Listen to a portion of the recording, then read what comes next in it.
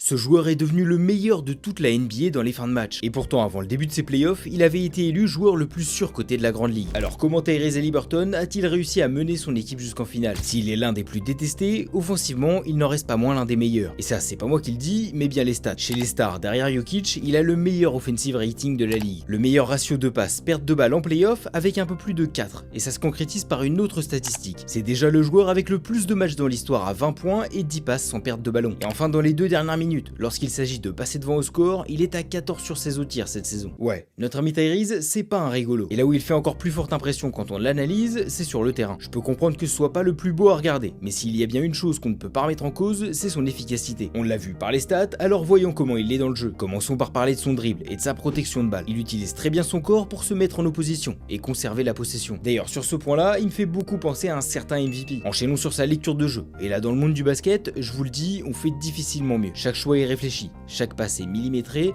chaque espace exploité. Ce qui permet bien souvent à Indiana de trouver des shoots ouverts. Et terminons sur son tir. Un élément qui n'est pas toujours stable chez lui, mais qui lorsqu'il est en confiance, lui permet de shooter à quasiment n'importe quelle distance et de devenir une véritable menace offensive. Alors dites-moi en commentaire si vous pensez qu'il sera un jour le meilleur meneur en NBA et abonnez-vous.